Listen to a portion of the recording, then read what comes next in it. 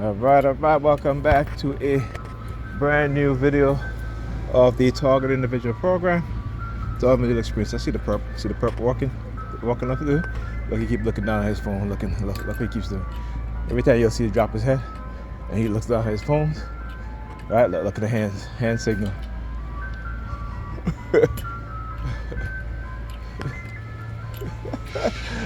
You can spot their ass from a mile away. You got the ice cream truck. Oh, you changed the music.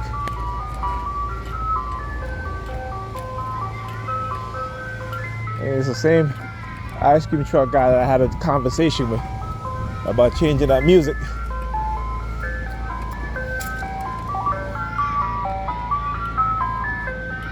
Must be the same dude. Is it the same dude?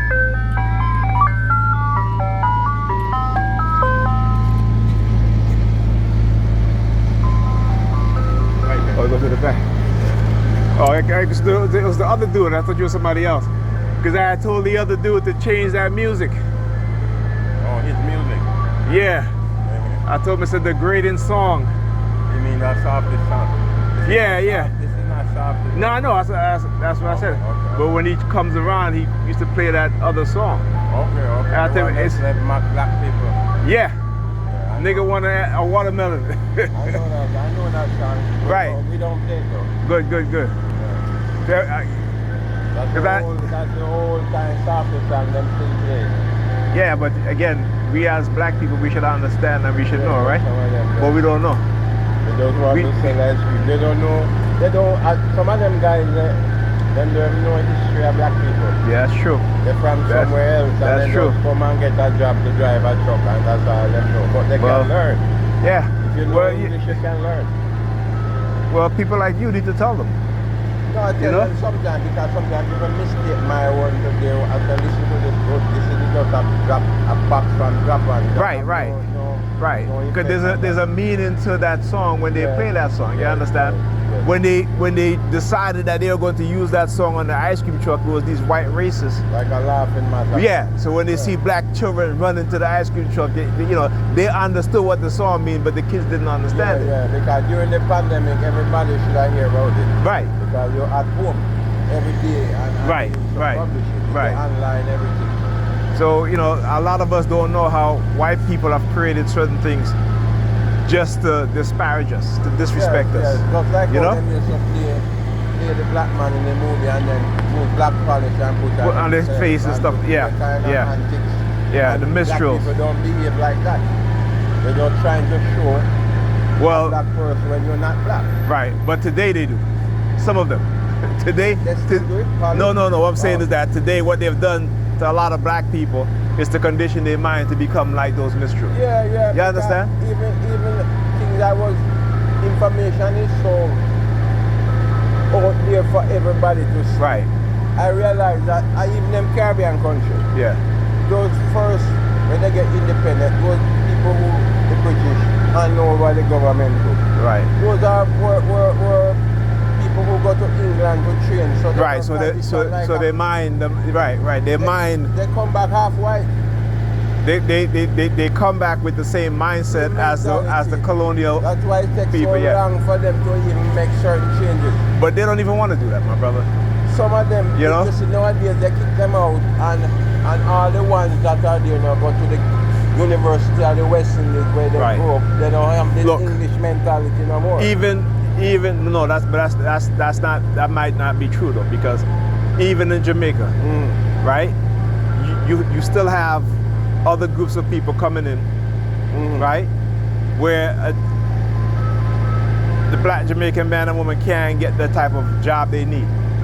Well, you see, that part of it now is like a money thing. Those people come in with money. Here's the thing. Here's the thing. Most of the it's not. And the North Coast, but look, it's not just a money thing. It's leadership. It's leadership.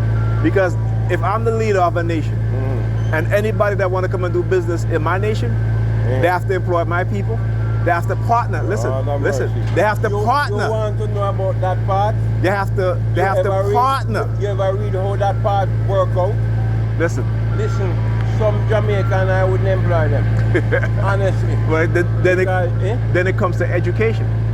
That is the problem. Right. But 1962 when we got independence. Right. Jamaica was given $8 million to train the people train them.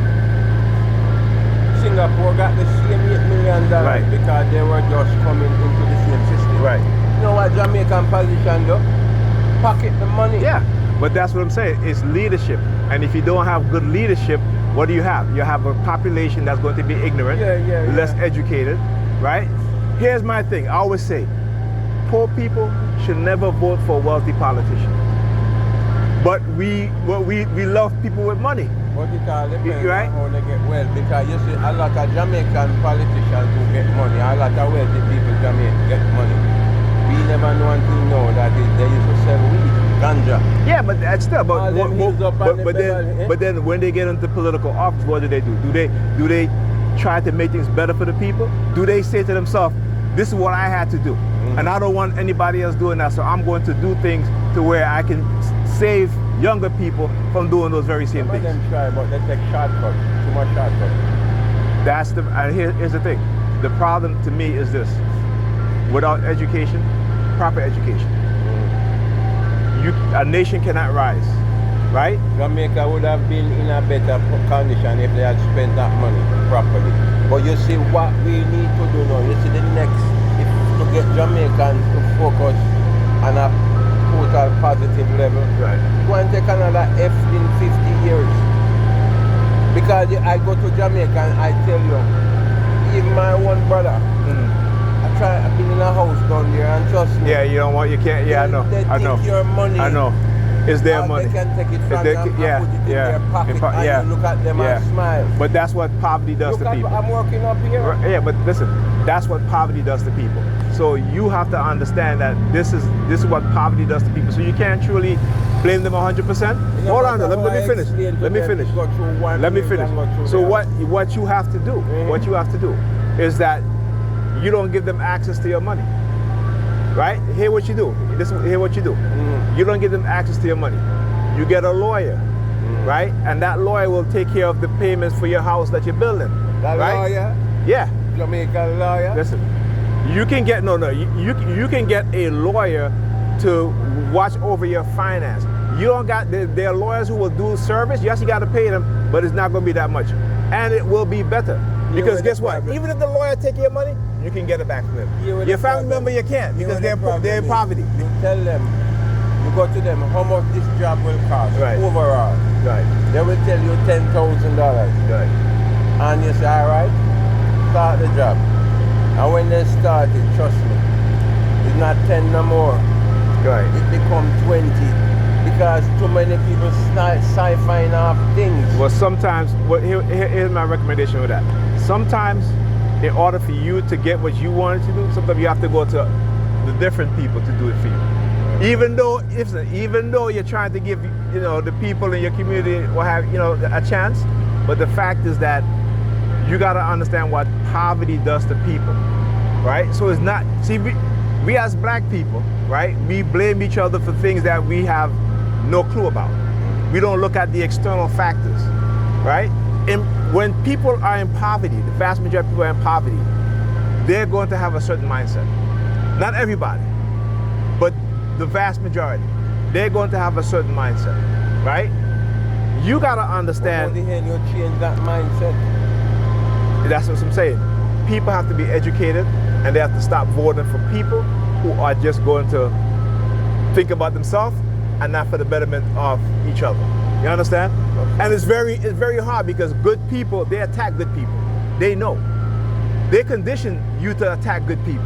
They condition me to attack good people until you become a better person yourself. Then you'll see, because then they'll start to attack you, right? But here's the thing. The more we teach young people to be better, to do better by educating them. Another thing that a lot of us have to get rid of in our minds is this religious business, right? Religion, what people don't understand is how religion came about. What's its purpose?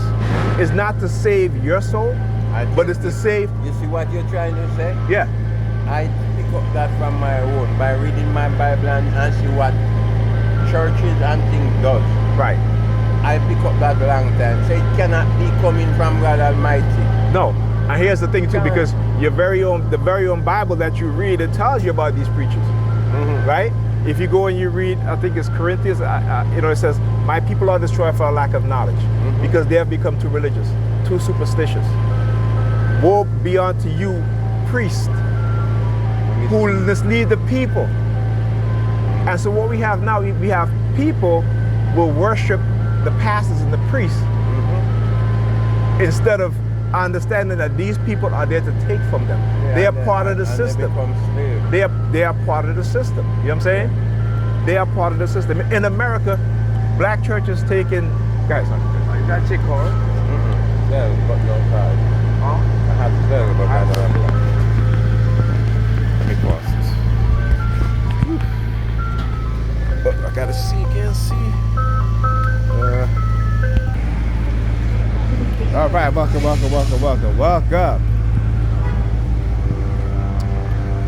Just had a conversation with the ice cream truck guy. I thought it was the same guy because, they always play that song, Nigga Want a Watermelon. And whenever I see black people driving ice cream trucks playing that song, I really got to educate them on that because it's making a mockery out of black people, right? And when they understand what the song means, then they don't play that song anymore, unless they really don't care. You know what I'm saying?